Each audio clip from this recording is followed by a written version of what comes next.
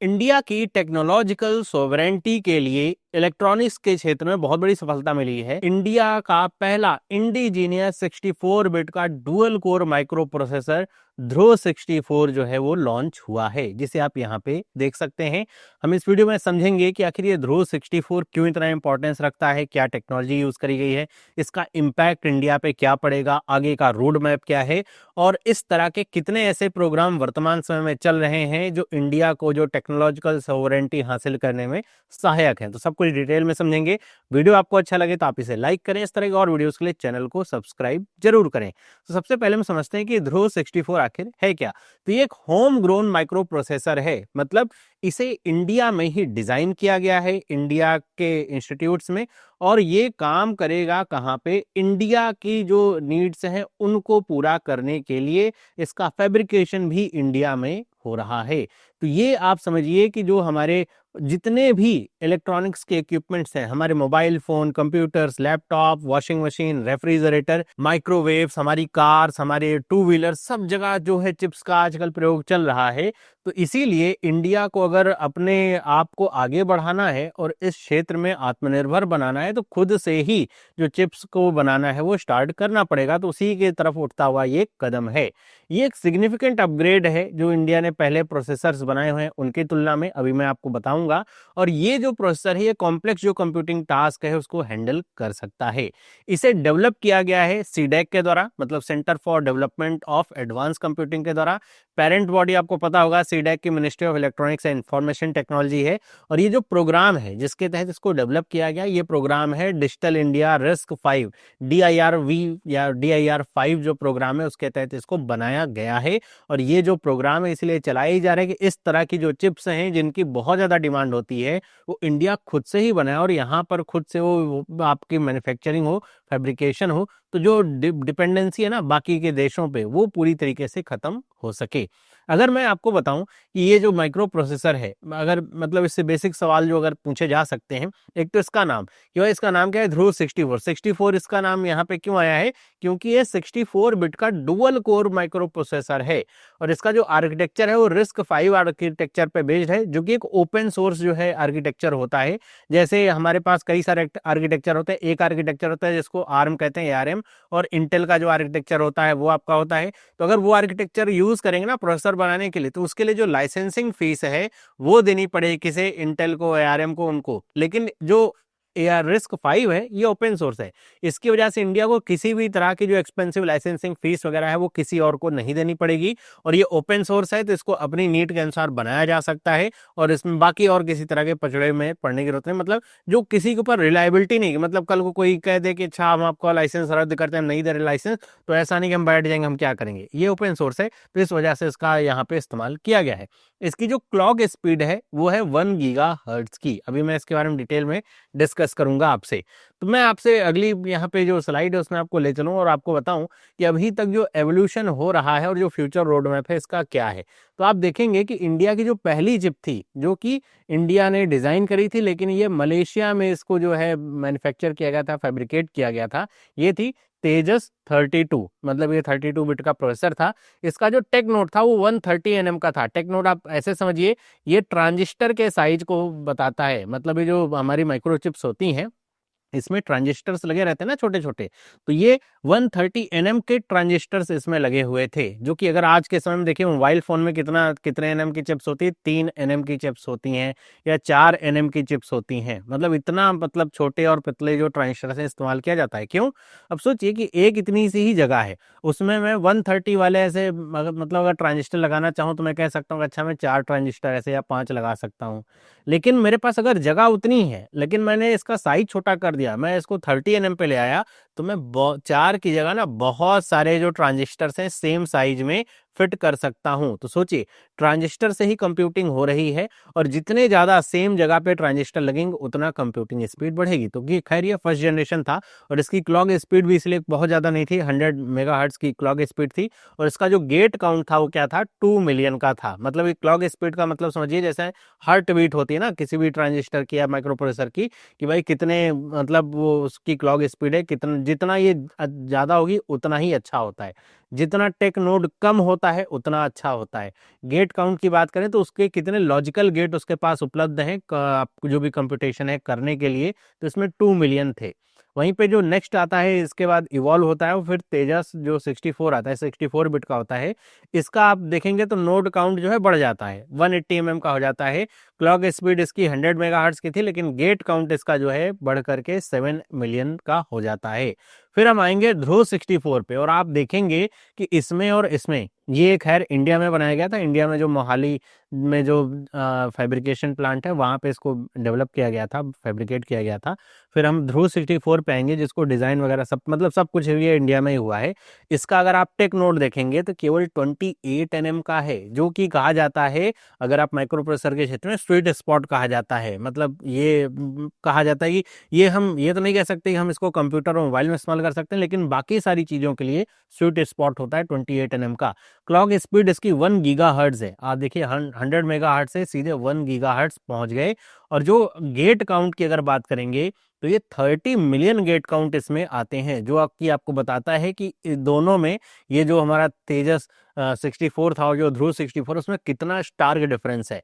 और इसमें ये सारे तो सिंगल कोर थे, ये डुअल कोर प्रोसेसर के साथ आता है। मतलब ऐसे समझिए एक ही काम को करने के लिए इनके पास एक आदमी था तो एक बार में एक काम कर सकता था, यहाँ पे 2 आदमी हैं जो एक बार में अलग अलग काम कर सकते हैं, तो ये डुअल कोर है। और इसी को आगे कहा जा रहा है कि आगे और इम्प्रूव किया जा रहा है धनुष के साथ में, धनुष 64 और धनुष 64 प्लस ये जो प्रोसेसर्स डेवलप किए जा रहे हैं। जैसे धनुष के बारे में कहा जा रहा है कि ये भी 28 nm का होगा, लेकिन इसकी क्लॉक स्पीड 1.2 गीगाहर्ट्ज की होगी और ये क्वाड कोर होने वाला है। इसमें गेट काउंट 50 मिलियन काउंट का होगा। और वहीं धनुष 64 प्लस की बात करें तो ये 16 या 14 nm का होगा, इसकी क्लॉक स्पीड 2 गीगाहर्ट्ज की होगी। और जो यहाँ पे कोर कॉन्फ़िगरेशन है इसमें क्वाड कोर होगा, मतलब इसमें 4 कोर ऐसे होंगे और इसका गेट काउंट 60 मिलियन का होगा। मतलब ये उससे भी ज़्यादा पावरफुल होने वाले हैं आने वाले समय में, ये अंडर डेवलपमेंट पे चल रहे हैं। तो ये है पूरा हम कह सकते हैं रोड मैप, इस तरीके से ये सारे काम हो रहे हैं। आगे हम बात करें कि आखिर ये जो धनुष 64 प्रोसेसर है इनका इस्तेमाल कहाँ पे किया जाएगा।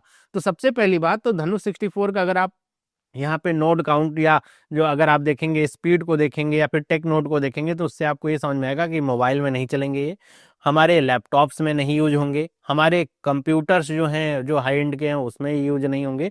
तो वहाँ यूज नहीं होंगे तो कहाँ यूज होंगे, ये 5G इंफ्रास्ट्रक्चर में यूज होंगे। जो राउटर्स होते हैं ना 5G वाले जो एंटीना वगैरह लगे रहते हैं, तो वहाँ पर इनका इस्तेमाल किया जाएगा, जिससे जो हाई स्पीड 5G नेटवर्क है उनको मैनेज किया जा सकता है। इसके अलावा जो इंडस्ट्रियल ऑटोमेशन होता है, हमारी इंडस्ट्रीज जो होती हैं बड़ी बड़ी उसमें ऑटोमेटेड जो मशीन्स होती हैं वो लगी रहती हैं, जो रोबोटिक्स लगे रहते हैं, उनको कंट्रोल करने के लिए इस तरह का जो प्रोसेसर है वो मोर देन इनफ होता है कि बड़े आसानी से वो टास्क हैंडल कर सकता है। तो ऑटोमेशन में यूज किया जाएगा। जो ऑटोमोटिव हमारे पास सिस्टम्स हैं, मतलब जो जैसे हमारे पास आज के समय में जो इलेक्ट्रॉनिक्स कार आती हैं या फिर कोई भी नॉर्मल जो पेट्रोल और डीजल वाली कार है, उसमें भी आजकल तो सब कुछ ECU पे ही चल रहा है। मतलब उसके अंदर भी एक चिप होती है जो पूरे कार को कंट्रोल करती है, हर एक चीज। आजकल कार तो छोड़िए, आजकल तो जो 2 व्हीलर्स हैं, स्कूटर्स वगैरह हैं, सब में ECU आता है। तो उसमें ये जो प्रोसेसर है वो यूज हो पाएगा, क्योंकि मतलब इसमें इतना ज़्यादा हाई एंड कंप्यूटिंग की जरूरत नहीं होती, बड़े आसानी से यूज हो सकता है। इंटरनेट ऑफ थिंग्स वाली चीज़ें, जैसे आपके घर को स्मार्ट बनाने के लिए बहुत सारे जो स्मार्ट प्लग्स होते हैं लगे होते हैं, बहुत सारे होम ऑटोमेशन के जो डिवाइसेस लगे होते हैं, चाहे वो आपका टेम्परेचर कंट्रोलिंग के डिवाइसेस होते हैं, CCTV कैमरा के, सिक्योरिटी के, उन सब जगह पर भी ये जो प्रोसेसर है ये काम आएगा। इसके अलावा डिफेंस के क्षेत्र में भी इसका प्रयोग किया जाएगा, जैसे मिसाइल गाइडेंस सिस्टम वगैरह को कंट्रोल करने के लिए उसमें इनका प्रयोग होगा, तो वहाँ पर ये प्रयोग होंगे। अभी ये कंप्यूटर, लैपटॉप्स, मोबाइल में प्रयोग नहीं होंगे। हमारे जो हाउस होल्ड और जो बाकी चीज़ें हैं ना वहाँ पर इनका प्रयोग किया जाएगा। अब आप सोचेंगे कि अच्छा उसका प्रयोग क्यों कर रहे हैं हम, वो कितना इस्तेमाल ही होता है, तो आप ऐसे समझिए कि इस तरह का जैसे ध्रुव 64 इसका एडवांटेज इंडिया को कैसे होगा कि भारत को ना आत्मनिर्भर बनाने में सहयोग करेगा। कि अगर देखें आज के समय में तो इंडिया में 20% जो मतलब जो पूरे दुनिया भर में जो माइक्रो प्रोसेसर्स बनते हैं उसका 20% केवल इंडिया में कंज्यूम किया जाता है। तो आप सोचिए जब इस तरह के माइक्रो प्रोसेसर हम इंडिया में खुद ही डिज़ाइन करके डेवलप कर पाएंगे तो ये जो हमारी कॉस्ट है वो बचेगी। जो हमारा रिलायंस है दूसरे देशों पे वो बचेगा। इसकी वजह से एक तो हमारी जो डोमेस्टिक मैन्युफैक्चरिंग है वो इम्प्रूव होगी। दूसरी बात ये है कि जो हमारी डिमांड है, अब मान लीजिए चिप शॉर्टेज हो जाती है दुनिया भर में, तो हमारे यहाँ भी कार वगैरह में जो चिप शॉर्टेज होने की वजह से जो डिलीवरी है रुक जाती है, तो वो सारी चीज़ें नहीं होंगी। उसके अलावा जब हम खुद ही इसको बना रहे हैं तो जो हमारी इंपोर्ट कॉस्ट वगैरह है वो भी यहाँ पे बचेगी, और उसे हम अपने देश के भलाई के लिए और लगा सकते हैं इस तरह के और स्कीम को बढ़ावा देने के लिए। तो इकोनॉमिक बेनिफिट हमें मिलेगा और सेल्फ रिलायंस मिलेगा। जो स्ट्रेटजिक इंडिपेंडेंस है वो हमें प्राप्त होगी, मतलब फॉरेन की जो इंडिपेंडेंस रहेगी कि हमें अपने डिफेंस क्षेत्र के लिए अगर ये माइक्रो प्रोसेसर लगाने इस तरह के, तो हम किसी दूसरे देश का माइक्रो प्रोसेसर लेकर के आ रहे हैं। अब सोचिए उसमें उन्होंने क्या अंदर लगा रखा है, ट्रैकिंग डिवाइस या क्या, हमें नहीं पता चल पाएगा। उसे कंट्रोल भी किया जा सकता है ना। तो ऐसी चीज़ें आती हैं, चीन के ऊपर इस तरह के बहुत सारे इल्ज़ाम लगते हैं। तो ऐसे में जब हम खुद बना रहे होंगे तो इस तरह की चीज़ों के लिए हमको टेंशन नहीं लेनी होगी, और हम इसे अपने जो डिफेंस है, स्पेस, टेलीकॉम सेक्टर्स हैं, वहाँ पर आसानी से यूज कर सकते हैं। तो जो होम ग्रोन सिक्योरिटी है, इसके लिए हमें चिंता करने की जरूरत नहीं है, क्योंकि हम ही बना रहे हैं, हमें सब कुछ पता है, बहुत आसानी से हम इसको यूज कर पाएंगे। तो जो स्ट्रेटजिक इंडिपेंडेंस है वो प्राप्त होगी। इसके साथ साथ जो इकोसिस्टम ग्रोथ है वो भी देखने को मिलेगी, कि जब हम अपने यहाँ ही इस तरह के जो प्रोसेसर्स हैं उनको बना रहे हैं, तो जो एक्सपेंसिव फॉरेन हार्डवेयर जो हम इंपोर्ट करते हैं या फिर लाते हैं और उसको यूज करना चाहते हैं, वो हमारा बचेगा। क्योंकि जब हम अपने देश में बना रहे होंगे तो ये लोकल होगा, कॉस्ट इफेक्टिव प्लेटफॉर्म होगा, और इसकी वजह से बहुत सारे और भी इनोवेशंस आएंगे, लोग इस क्षेत्र में आएंगे, और इसकी वजह से बहुत सारे और भी इनोवेशंस देखने को मिलेंगे। तो मतलब अगर इस तरह की चीजें डेवलप होती हैं इंडिया के लिए तो काफी बेनिफिशियल होता है। आगे हम बात करें यहाँ पे कुछ नेशनल प्रोग्राम्स के बारे में, जो कि इस तरह के प्रोग्राम चले हैं जिनके माध्यम से ये जो ध्रुव 64 इस तरह के प्रोसेसर आ रहे हैं। तो इसमें एक प्रोग्राम है इंडिया सेमीकंडक्टर मिशन ISM। ये दिसंबर 2021 में लॉन्च हुआ था। आपको पता होगा कि ये जो प्रोवाइड करता है, स्ट्रक्चर सपोर्ट प्रोवाइड करता है, जो ग्लोबल इन्वेस्टमेंट है, मतलब इंडिया के नहीं पूरे दुनिया भर के जो भी सेमीकंडक्टर मैन्युफैक्चरिंग फैसिलिटीज है इंडिया में आए, प्रोजेक्ट लगाएं और इंडिया में मैन्युफैक्चरिंग करें जो भी चिप्स हैं उनकी। और आपको पता होगा कि अभी तक 10 प्रोजेक्ट ऐसे स्वीकार किए जा चुके हैं गवर्नमेंट के द्वारा, लगभग 6 स्टेट्स में, और इसकी वजह से जो टोटल इन्वेस्टमेंट का कमिटमेंट हुआ है 1.6 लाख करोड़ का हुआ है। और इस साल से कुछ ने प्रोडक्शन स्टार्ट कर दिया है, और धीरे धीरे करके आप देखेंगे 2-3 सालों में लगभग ये सारे जो प्रोजेक्ट हैं इनमें प्रोडक्शन स्टार्ट हो जाएगा। तो चिप की जो शॉर्टेज है वो नहीं होगी। अब इंडिया में आने वाले समय में जो चिप का कंजम्पशन है और बढ़ेगा, क्योंकि ईवीज आ रही हैं। ईवीज आने के बाद जो है इसका कंजम्पशन और ज़्यादा बढ़ जाएगा। हर चीज़ में जो है माइक्रो प्रोसेसर चिप्स जो है लगी रही हैं। दूसरा प्रोग्राम है इंडिया का डिजिटल इंडिया RISC-V प्रोग्राम, जिसके तहत ये जो ध्रुव 64 है बनके तैयार हुआ। ये अप्रैल 2022 में इसको लॉन्च किया गया था, और इसीलिए लॉन्च किया गया था कि जो RISC-V ओपन सोर्स आर्किटेक्चर है, इसमें इंडिया जो है फोर फ्रंट पे आकर के काम करे, और जो भारत के स्टार्टअप्स हैं, एकेडमिया, इंडस्ट्री हमको एक साथ लाए, और RISC-V ओपन सोर्स आर्किटेक्चर का फायदा उठा करके हमारे लिए जो इंडिजिनियस माइक्रो प्रोसेसर्स हैं उनको डेवलप करे। फिर हमारे पास तीसरा इस तरह का प्रोग्राम है जिसको कहा जाता है चिप्स टू स्टार्टअप प्रोग्राम, जिसको 2022 में लॉन्च किया गया था। और इसका उद्देश्य ये था कि जो हाई क्वालिटी के इंजीनियर्स हैं उनको ट्रेन करना, ताकि जो फैबलेस चिप डिजाइन इकोसिस्टम है उसको तैयार किया जा सके। फैबलेस का मतलब, फैब का मतलब होता है फाउंड्रीज से, मतलब जहाँ पे जो चिप्स हैं वो मैन्युफैक्चर होती हैं, फिजिकली बनती हैं। फैबलेस होने का मतलब क्या है कि हमारे पास ऐसी फैसिलिटीज हों जहाँ पे इस तरह की जो चिप्स हैं उनको डिज़ाइन किया जाए, उनके लिए जो ब्लूप्रिंट है वो पूरा बनाया जाए कि भाई जो हम चिप डिज़ाइन करने वाले हैं कैसे काम करेगी, क्या काम करेगी। मतलब एक तरीके से समझिए जो पूरा R&D वाला काम है वो यहाँ पे हो पाए। जब यहाँ से सारी चीज़ें हो जाएंगी तो हमें केवल मैन्युफैक्चरिंग फैक्ट्रीज की ज़रूरत होगी जहाँ पे सारी चीज़ें जाएंगी और वो जो है इसको बनाएंगी। जैसे आप समझिए आज के समय में आपको लगता है कि जो एनवीडिया है क्या वो चिप्स बनाती है? नहीं। क्या इंटेल चिप्स बनाती है? नहीं, है ना। एनवीडिया, इंटेल ये सब फैबलेस डिजाइन पे काम करती हैं, चिप को डिजाइन करने का काम करती हैं, R&D करती हैं, वो सारी चीजें करती हैं। फिर चिप्स कौन बनाता है? चिप्स बनाती है जैसे ताइवान की कंपनी TSMC का नाम आपने सुना होगा, वो फिजिकली चिप्स बनाती है। इंटेल के अपने जो कुछ यहाँ पे चाइना में और ताइवान में ऐसे सेंटर है जहाँ पे चिप्स बनते हैं, है ना, तो वहाँ पे फिजिकली बनते हैं, बाकी डिजाइनिंग का काम इनके द्वारा किया जाता है ना, ऐसा होता है। तो इसका जो स्कोप है ये मतलब इसको 113 जो इंस्टीट्यूशंस हैं वहाँ पे इम्प्लीमेंट किया गया है चिप्स टू स्टार्टअप का। इसमें 100 एकेडमिक R&D वाले प्लस 13 स्टार्टअप्स MSMEs को इंक्लूड किया गया है। और इसकी वजह से आने वाले समय 85,000 इंडस्ट्री रेडी मैन पावर तैयार हो पाएगा कि जो इस क्षेत्र में काम कर सके। जब तक अभी तक इंडिया में कुछ था ही नहीं तो इस बारे में कोई पढ़ना भी नहीं चाहता। मतलब अगर आज मुझे बीटेक करना है, मैं सोचूं इसमें जाने के लिए, तो मेरे पास ऑप्शन यही होगा कि मैं बाहर जाकर के काम कर सकूं। इंडिया में इसका स्कोप नहीं था, मतलब था भी तो ना के बराबर समझिए। लेकिन अब ये बहुत तेजी से उभरेगा। इसका बजट 250 करोड़ रखा गया है 5 साल के लिए। एक और प्रोग्राम है जो कि है digital link incentive programme, DLI scheme. ये सिर्फ चिप के क्षेत्र में नहीं, कई सारे क्षेत्र में निकलते, लेकिन चिप्स के क्षेत्र के लिए लॉन्च 2021 में किया गया था। ये एक तरह का फाइनेंशियल इंसेंटिव प्रोग्राम होता है जो आईसीज बनते हैं, एसओसीज बनते हैं, आईपी कोर्स बनते हैं, उनके लिए है। और इसको इसीलिए किया जाता है कि अगर कोई भी आकर के इस तरह की जो फैक्ट्रीज है, फाउंड्रीज है, वो लगा रहा है, तो जो डेवलपमेंट और डिप्लॉयमेंट में 5 साल का समय लगेगा, उसमें किसी तरह का जो फाइनेंशियल रिस्क है उसको कवर किया जा सके इंडियन कंपनीज के लिए, उसके लिए इसको लॉन्च किया गया।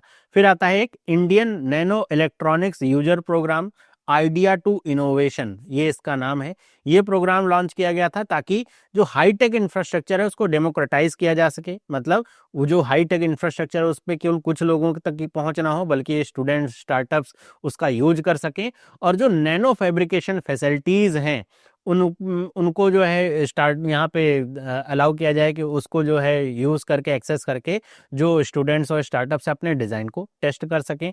नैनो फैब्रिकेशन का मतलब आप समझ रहे हैं, साइज से ही लेना देना है कि बहुत छोटे लेवल पे जो चिप्स वगैरह बन रहे हैं, फैब्रिकेशन हो रहे हैं, उसके लिए है। और उसके लिए हाईटेक इंफ्रास्ट्रक्चर की जरूरत होती है। तो इसका भी इम्पैक्ट आपको यहाँ पे देखने को मिलेगा कि ये सारे इम्पैक्ट इसके निकल के आते हैं। तो ऐसे ये 5 प्रोग्राम हैं जो कि गवर्नमेंट के द्वारा चलाए जा रहे हैं इंडिया को टेक्नोलॉजी के क्षेत्र में सोवरेन बनाने के लिए, आत्मनिर्भर बनाने के लिए, जो डिपेंडेंसी है उसको कम करने के लिए। बाकी आपका क्या विचार है मुझे आप कमेंट करके बताइएगा। पूरी वीडियो अगर आपने देखी होगी तो आपको बहुत सारी इन्फॉर्मेशन मिली होगी। अगर ऐसा है तो आप वीडियो को लाइक करिए। इस तरह की और वीडियोस के लिए चैनल को सब्सक्राइब जरूर करिए। मिलते हैं अगली वीडियो में, सभी लोगों को बाय।